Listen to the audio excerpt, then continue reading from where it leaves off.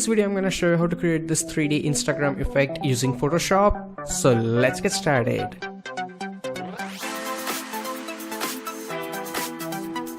Hey, what's up guys, Joel here, and as you can see this is the final output. Actually I'm gonna show you two different versions. One you can see right now where subject is going from one post to the another one, and the second one is where just at the bottom single post effect.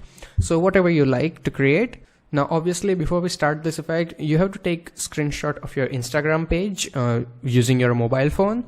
It should look like, let me give you an example. I'm going to go to File, Open, and select the screenshot. So here's the one, and open it. Now your goal should be to take a screenshot in a way that you have two posts in a single page. So as you can see there's a little bit of this post and a little bit of this post. The main portion that we will use is at the middle. So make sure that it looks something like this. Okay, so now you have your screenshot into the Photoshop. What to do next? First of all, we don't need this top portion. You can straight up delete it. So double click on your background, hit OK. After that, get your marquee tool from here and make a selection. Now at first it will be quite difficult to get the exact selection, right? So what you can do is make sure that the marquee tool is still selected, then right click, and you have to click on transform selection. So transform options will come up. Now you can zoom in and put your selection exactly where you need. So I'll say try to be as precise as possible. So okay, that looks nice. Then you can hit enter to confirm it, and then delete because we don't need it. Then go to select and deselect. Now another problem, we cannot upload photo this long on Instagram. Of course we have to crop it. So instead of doing it in Instagram, we're gonna do it here so we know how it will look like. So go and grab your crop tool, and here you have ratios. So in the ratio, go and click on 4:5, and this is the longest photo you can upload on Insta, hands down.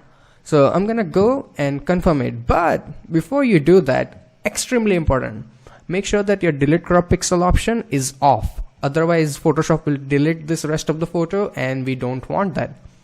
So make sure it is off, then go and confirm it, and the setup is ready. Now we can add in the model. For that you can go to File and select Place Embedded, and you can select any model that you want to put in. So let's start with this one, the model where it's sitting, and place it and confirm it.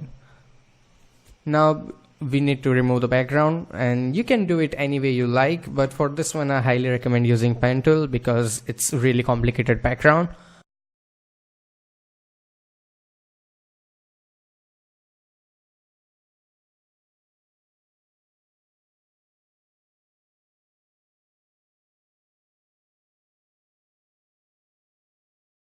Okay, we are done with the pen tool, and to turn it into selection all you have to do is press Command Enter and it will turn it into a selection, and then you can apply a layer mask. So go and click on this third icon and the model is out from the background. If you're a beginner, I recommend don't use this type of images because it will be difficult to cut out. Rather than use something with simple background that you can easily select. Now for this one I want model to be at the bottom, so I'm gonna activate my layer 0, get my move tool and put it down, and when you do it hold your shift key so it doesn't go to the left or right, and you can put it exactly here like this. And to the model I'm gonna go and place her a little bit here, and here's a tip. You can, once you have selected your marquee tool, use your arrow keys to bring her down or up wherever, and zoom in so you can see that she is aligned properly. Of course it's not gonna be perfect, but try to do your best, and that looks decent. The model is a little bit bigger than I want, so I'm gonna press Command T and make her a bit smaller.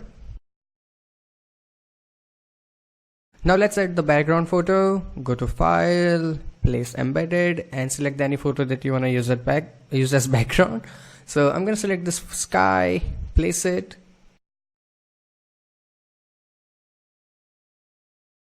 and of course it needs to be under everything. So take this sky and put it under your layer 0, and then I'm going to keep it here. You can press Command T and make it as big as you like and use the perfect portion. Background is ready, model is ready. Now the most important part, creating the contact shadows to sell this effect. Otherwise it looks kind of flat, like she's floating. I don't like that. So for that, activate your layer 0 and create new blank layer. Now this should be above your layer 0, the Instagram screenshot, and under your model. That's it. Then double click here and I'm gonna rename it to contact shadow, and good. After that, right click here and select create clipping mask. Now this has this really nice benefit. Once you get your brush tool, and when you paint, it will only stay on the screenshot. It won't go outside. For example, if I release the screenshot, clipping mask, release clipping mask, and it goes outside everywhere. We don't want that, right? So right click and create clipping mask, and it will only stay there. Clear? Good.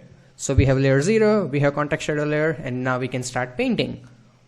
For that, zoom in and make your brush smaller. Use your bracket keys, and in the opacity, keep it between 15 to 20%. I think 14 looks also good. And then you can start painting like this. At first it will be difficult to see, but once you do it couple more times, it will be visible. So I'm gonna go and keep it here like this.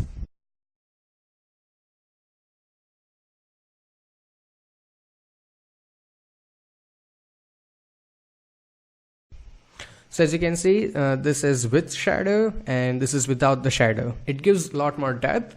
Another cool thing, if you want to make the shadow stronger, you can press Command J and it will double the amount. You can again right click and create clipping mask, so it will stay there and it is stronger. If you want to make it lighter, so delete this one of course. And on the original one, you can reduce the opacity, so it is a lot more lighter than you need. But I think this one at 100 looks alright. So this is how you do the effect with single post. Now let's do the double post. So for that, let's delete the old stuff. We don't need this model. We don't need this. Oops, we need that one. we need layer 0. Okay. Then let's place the skateboard girl. For that, file and place embedded.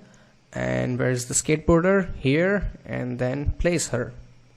Now see, this is a really good photo if you're a beginner, because removing background is super easy here. So you can go and right click here, get your magic wand tool and keep the tolerance default 32 and do a click, and it will do the selection for you. Then to get this inner parts, make sure you are at the add option here, second one, and then do click here and then do another click here. And you are done with the selection. It's that fast. Then we have selected the background, okay? So then go and apply the layer mask. So it is exactly opposite of what we need. So make sure your layer mask is active and then press Command I. So only model is visible, background is gone, easy peasy. Now before we go further, you might have a situation like this. As you can see, it deleted a little bit of the hat and you can bring it back easy. Get your brush tool and right click, make sure hardness is like 70-80% and opacity is 100, and the color here should be white, and you are painting on the mask, okay? Then when you paint, you can bring back the hat like this.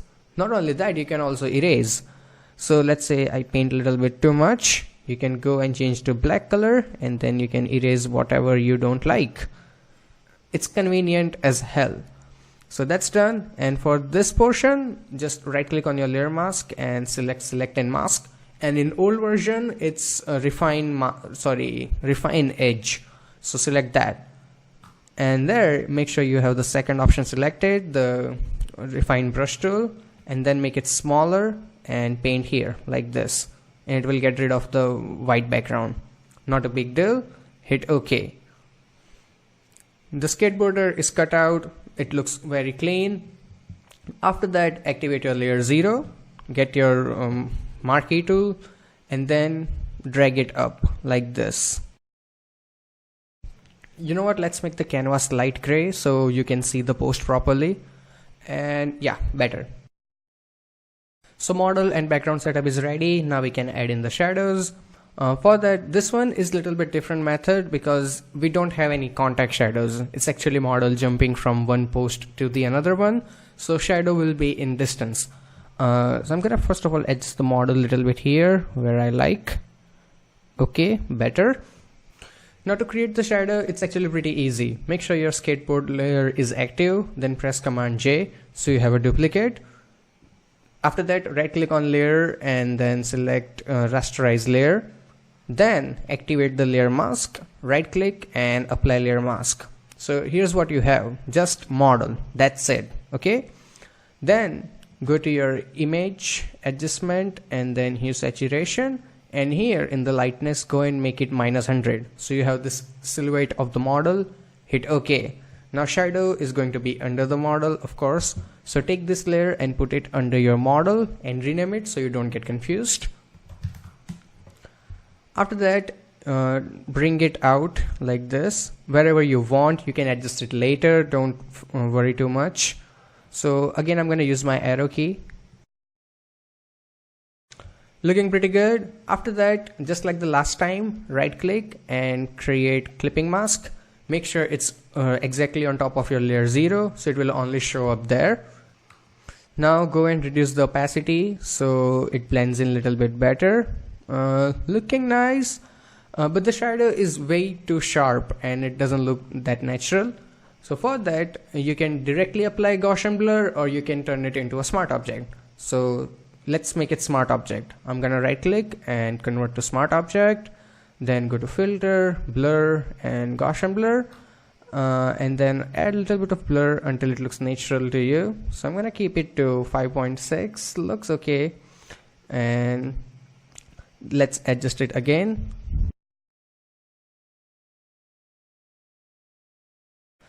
I reduced the opacity a little bit more and now it looks better. The biggest advantage of turning it into a smart object is that now you can double click on your Gaussian blur and change it however you like, more or less whatever you prefer. So 5 pixel, okay, looks nice. And that's it. This is how you can create your 3D Instagram photos. And best thing is that this is nothing, like you can be much more creative using this technique, and you can also be very subtle. For example, look at this, nothing crazy, nothing fancy, just little bit of hand comes out and little bit of head goes out of the frame.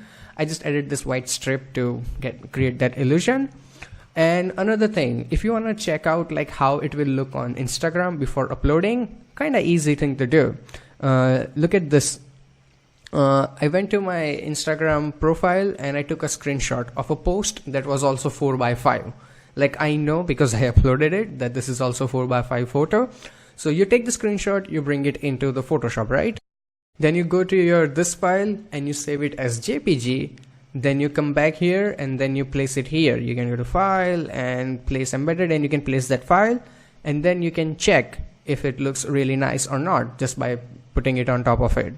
So look at how this is gonna look. Then here's the same photo but with different background, and then there's this one.